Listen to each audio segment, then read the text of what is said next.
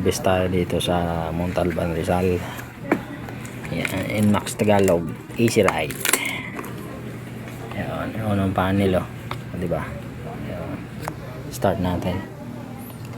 Yan, tumutunog lang yung ano, relay sa ilalim. Yan, oh. Pero ano, ayaw magredondo yung motor.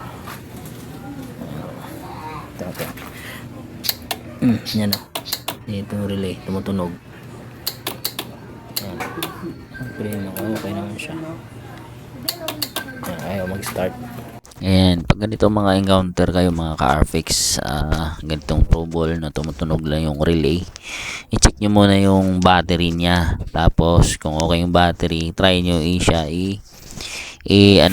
shortcut siya mga loads. Try mo i-jumper yung dalawang terminal dyan sa relay. Dapat aandar yung motor. Ngayon sa case na to, di umandar yung motor, kaya ayan, tinestira natin kung malakas ba, gumagana ba yung relay niya mga loads. Sira niya yung ano, starter motor sa loob. Baka sira carbon brush. Dapat kung erekta mo yan, pag ganyan mo yung ang dalawa na yan, pag i-bypass mo dapat, gaganda na dapat yung ano. Gaganda na, andar na dapat yung ano, yung tawag nito. Dapat pag diyan yung mga loads pag ganyan, dapat andar yung starter motor. Sa case na to, hindi umandar ang starter motor. Ibig sabihin, ang problema ay yung starter motor carbon brush niya ay pudpud na mga loads. Kailangan na siya palitin mga loads. Hindi dapat mag-spark. Ayaw mag-spark no? Wala man lang. Ayun, sa case na to mga loads, mga RFX, yun, i-testing natin muna yung battery niya. Sigurado natin kung malakas. Malaman natin yan. Kung malakas, mag-spark yan. Yan, nag-spark siya, di ba? Ibig sabihin malakas yung battery. Ang sira talaga dito ay yung starter motor niya mga loads. Pudpud yung carbon brush. Pero gawa natin ng paraan to, paandarin natin. Linisin ko muna yung kicker. Okay. Kasi yung kick, hindi makick bumalik. Saan ba pinayos tong kicker nito? Hindi ko alam sa kanila. Ha? Ba't tayo bumalik yung kicker? Ha?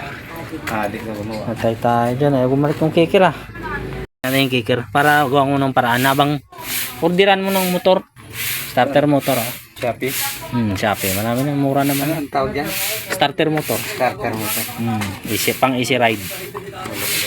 Bakasin natin to. Ha?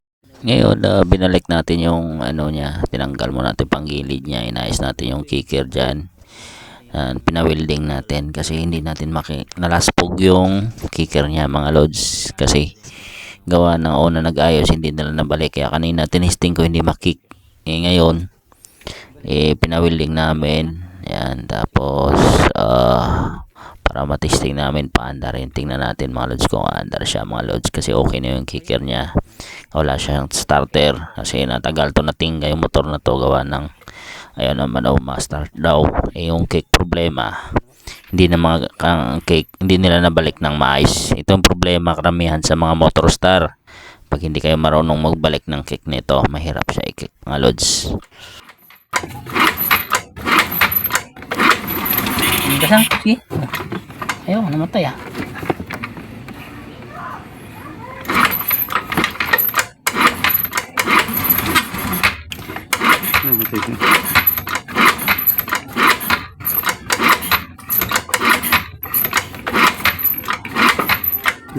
Carpex, kanina napansin nyo, mandar siya, kick natin, kaso saglit lang namatay. Ibig sabihin wala siyang minor mga Carpex. Ngayon, tanuhin na natin, tapos tingnan natin kung bakit ganito yung motor, okay na yung kick.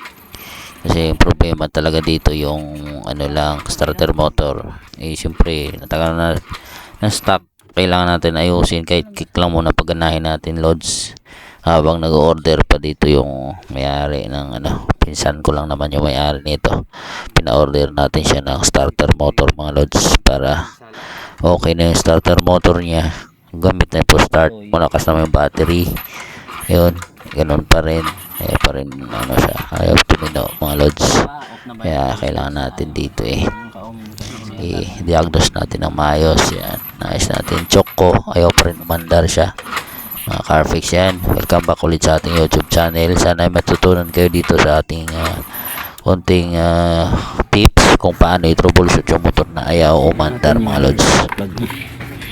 Nandar siya kaso ayaw tumuloy. Nahinto. Dapat tuloy-tuloy yung andar na ito eh. Sa kanya ayaw eh. Ayaw tumuloy yung andar. Namamatay siya. So, ano dito? Ito. Ito. Yan.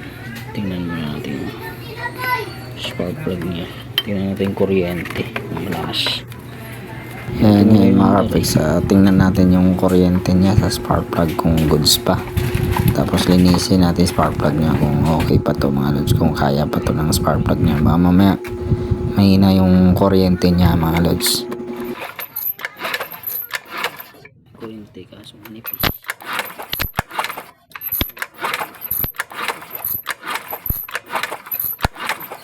Ay mga Carfix, okay pa naman yung kuryente niya. Medyo mahina na yung spark niya. Pero try natin, linisin natin, tapos pandarin natin. Nilinis natin yung spark plug. Tingnan natin, kung andar ba, one click lang. Kasi sira na starter eh. One click na.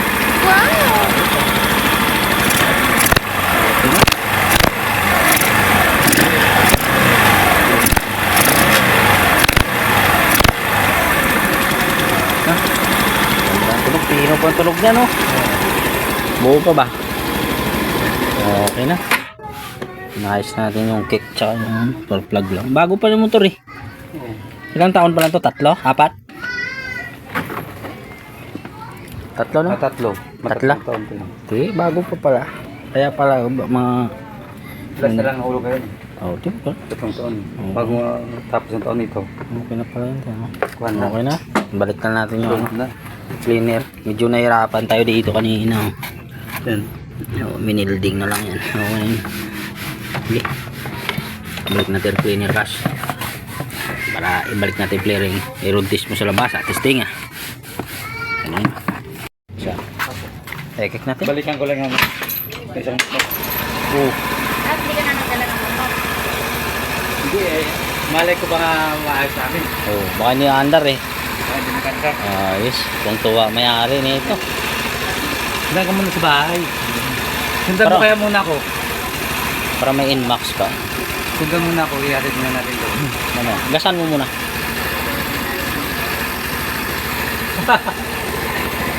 Balikan lang natin dito yung motor ko. Ha? Sige, pagasan mo muna. Ayusin pa natin gamit natin.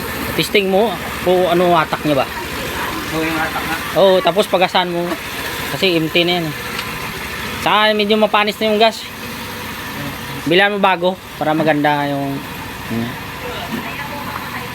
Andar na eh. Oh, sana all. Sana all naka-inmax ah. Kas, sana all naka-inmax. Yan Max Tagalog. Tagalog. Eh, padagdagan mo hangin. Gulong. Pati yung gulong, padagdagan mo hangin. Lambot. Oo. Yan, testing yan. Lagyan ng gas. Palang makaka